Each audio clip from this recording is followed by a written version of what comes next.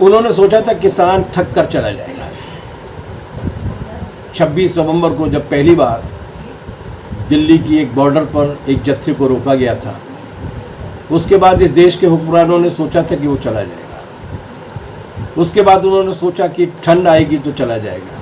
उसके बाद उन्होंने सोचा कि कटाई का काम आएगा तो चला जाएगा, बुआई का काम आएगा तो चला जाएगा। नहीं गया।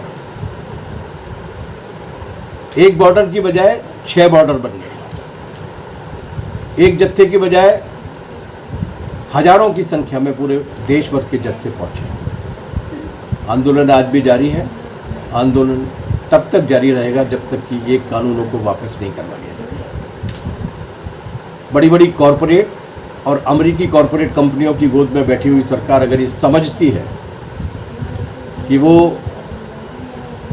मीडिया के कुछ धन पशुओं को पाल के, कि वो गुमराह करने वाली कुछ अफवाहें फैला के, कि वो अपने एयर कंडीशन बुलेट प्रूफ कमरों में बंद रह के इस जन असंतोष को कुचल देगी, तो वो गलत सोचते हैं।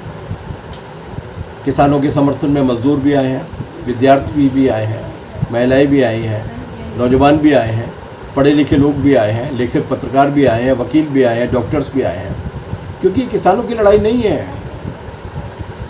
पिछले 6 महीने में वो आशंका सही साबित हुई है जो किसानों ने कही थी कि ये नीतियाँ जिस फिसलन भरे रास्ते पर जा रही हैं उसके बाद बचेगा कोई नहीं।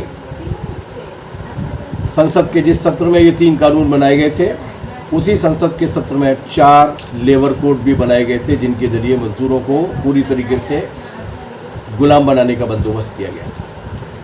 उसी में शिक्षा के निजीकरण और दुकान बनाने के भी फैसले हुए थे। और वही मंसूबे आज महिलाओं की ओर बढ़ रहे हैं, उनकी रसोई की ओर बढ़ रहे हैं, उनके लोकतांत्रिक अधिकारों की ओर बढ़ रहे हैं। 26 मई नरेंद्र मोदी की इस विनाशकारी सरकार की 7वीं बरसी है। 26 मई इस देश में आज़ादी के बाद के अब तक के सबसे विराट, व्यापक, एकजुट और बिल्कुल सुसंगत रास्ते पर चल रहे एक शांतिपूर्ण जन आंदोलन की 6वां महीना है। इस दिन पूरे देश भर में इन सारी मांगों को लेकर देश भर की जनता प्रदर्शन करेगी। गांव-गांव में, बस्तियों में काले झंडे फहराए जाएंगे और ठीक 12 बजे नरेंद्र मोदी सरकार का पुतला जलाया जाएगा। इस विरोध में कार्रवाई में शामिल हुई है। ये मेहनतकश जनता लोकतंत्र, संविधान और देश को बचाने की लड़ाई है। इसे अपनी लड़ाई बनाइए। शुक्रिया।